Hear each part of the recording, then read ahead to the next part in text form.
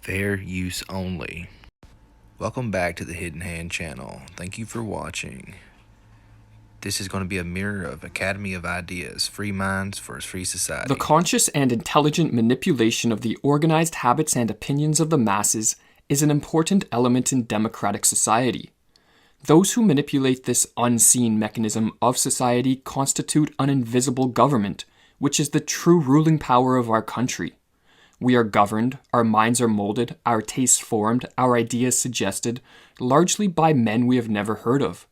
In almost every act of our daily lives, whether in the sphere of politics or business, in our social conduct or our ethical thinking, we are dominated by the relatively small number of persons who understand the mental processes and social patterns of the masses. It is they who pull the wires which control the public mind, who harness old social forces and contrive new ways to bind and guide the world.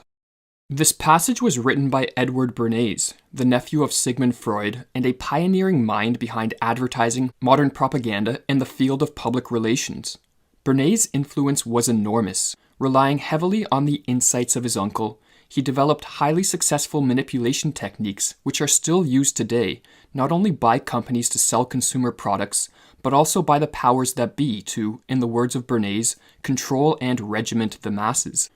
In this video, we'll explore some of Bernays' most intriguing ideas, paying particular attention to his insights on how group psychology can be used to control and manipulate the masses. In his classic work, Group Psychology and the Analysis of the Ego, Sigmund Freud described group psychology as being concerned with the individual man as a member of a race, of a nation, of a caste, of a profession, of an institution, or as a component part of a crowd of people who have been organized into a group at some particular time for some definite purpose. In other words, group psychology attempts to understand how an individual's behavior, thoughts, and emotions change when becoming a part of a group. The tendency of human beings to form groups was selected for in our evolutionary past due to the survival benefits it offered. Ancient humans who organized into tribes were more likely to survive and reproduce in the harsh environments in which they lived. However, with the help of modern technologies, humans today have transformed the environment in a manner which renders the survival value of tribal organization obsolete. But with that said, the ancient and instinctual pull of tribal organization still looms large in the lives of most, with many people today identifying and hence stereotyping both themselves and others based on things such as race, class, gender, nationality, religion, or the political party or ideology to which one adheres. This continued proclivity to engage in group identification is, according to Bernays, a function of the enlarged sense of self-importance that individuals derive from identifying with a potentially powerful mass.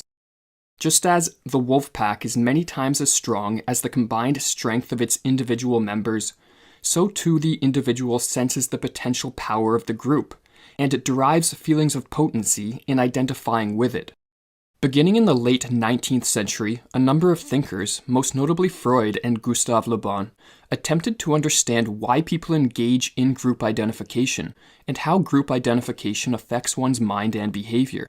As Bernays noted, the insights that emerged from this study caught the attention of those in positions of power who wanted to expand their control of societies. These people saw the potential of taking the theoretical insights of group psychology and transforming them into practical methods that could be used to manipulate the masses from outside of the public's eye, a task which formed the basis of Bernays' work in public relations. As Bernays explained in his book, Propoganda, the systematic study of mass psychology revealed the potentialities of invisible government of society by manipulation of the motives which actuate man in the group. These studies established that the group has mental characteristics distinct from those of the individual, and is motivated by impulses and emotions which cannot be explained on the basis of what we know of individual psychology. So the question naturally arose: if we understand the mechanism and motives of the group mind, is it not possible to control and regiment the masses according to our will without their knowing it? The great potential of using insights from group psychology to control the masses is partly a function of the fact that an individual can be influenced by a group or crowd even when physically isolated. As Bernays pointed out in his book, Crystallizing Public Opinion, a crowd does not mean merely a physical aggregation of a number of persons. The crowd is rather a state of mind. So long as one engages in group identification, their mind and behavior will be changed by the enduring influence of group psychology, even with no other members of the group physically present. To understand how the tendency of human beings to engage in group identification renders the masses manipulable, we must turn to one of Freud's ideas which heavily influenced the manipulation techniques developed by Bernays. In his book Propaganda, published in 1928, Bernays explained, "It is chiefly the psychologists of the school of Freud who have pointed out that many of man's thoughts and actions are compensatory substitutes for desires which he has been obliged to suppress. A thing may be desired not for its intrinsic worth or usefulness, but because he has unconsciously come to see in it a symbol of something else, the desire for which he is ashamed to admit to himself. A man buying a car may think he wants it for purposes of locomotion. He may really want it because it is a symbol of social position, an evidence of his success in business, or a means of pleasing his wife. What Freud suggested is that often there is a divorce between one's conscious thoughts and feelings and desires which do not fit with one's self-image and which are therefore suppressed. This fact, Bernays recognized, renders human beings manipulable. For what it implies is that if one can design propaganda or psychological operations that bypass the conscious and rational faculties of the individual, targeting instead suppressed emotions and hidden desires, it is possible to move people to adopt beliefs and behaviors without them being aware of the underlying motivations leading them on. As Bernays explained, men are very largely actuated by motives which they conceal from themselves. It is evident that the successful propagandist must understand the true motives, and not be content to accept the reasons which men give for what they do.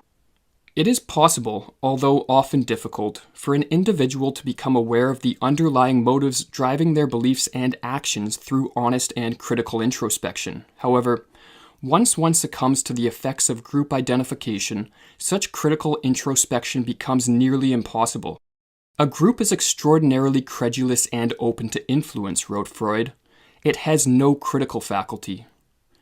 In identifying with a group, the individual subordinates self-analysis and a discerning search for the truth in favor of maintaining group interests and cohesion. And with their critical capacities weakened by the influence of group psychology, they become highly susceptible to psychological operations designed to target suppressed or unconscious desires and emotions. In the modern day, there appears to be forces operating through the mainstream media and popular culture which are attempting to increase the individual's proclivity to engage in certain types of group identification, namely, identifications that divide the population into conflicting groups. This phenomenon has potentially dire consequences for both the stability and freedom of a society, as it allows those in power to institute the age-old tactic of divide and conquer. In his book Discourses on Livy, Machiavelli noted that those who have held power over a population have long realized that a population united is always stronger than those who rule over it, and thus stretching back into ancient times, rulers have sought to divide the many and weaken the force which was strong while it was united through the use of those methods which promote division. By dividing a population along lines such as race, class, religion, gender, or political preference, or in other words, into groups naturally prone to clash, the effects of group psychology render rational discourse and debate between individuals in these separate groups extremely unlikely. Each group, Bernays wrote, considers its own standards ultimate and indisputable, and tends to dismiss all contrary or different standards as indefensible. Unable to settle differences in opinions via rational discourse, groups whose belief structures clash tend to revert to more destructive means in their attempt to defeat those they perceive as a threat. A society dominated by such groups is thus easily divided in increasingly hostile conflict, and as a result, not only does the population as a whole become weakened, as Machiavelli pointed out, but its eyes are diverted away from the actions of those operating behind the scenes, who constitute, in the words of Bernays, the invisible government who controls the destinies of millions. While there is nothing wrong with deriving a sense of belonging based on the commonalities we share with others, it is misguided to base our personal identity primarily on our group memberships. In terms of our evolutionary history, it is only fairly recently that we developed the ability to become aware of ourselves as individuals, separate from any group or tribe. This was a crucial development in consciousness, as the existence of a society based on individual rights and personal liberties is dependent on a population which has developed this capacity for individual consciousness, or in other words, on a society of individuals who understand themselves and treat others as individuals first and foremost. As Erich Neumann pointed out in his classic work, The Origins and History of Consciousness, prior to the development of this capacity for individual consciousness, the group and group consciousness were dominant.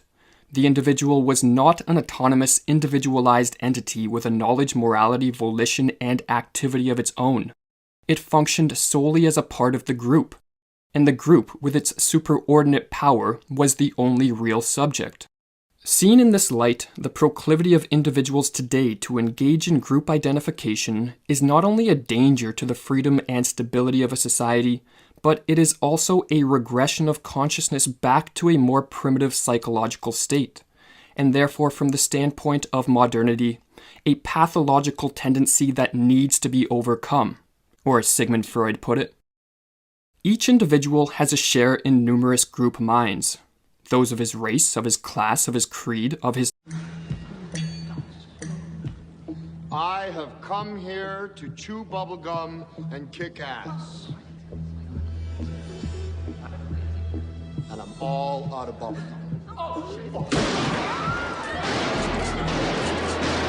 Thank you for watching Hidden Hand. Let me know what you think below. One love, one vibration.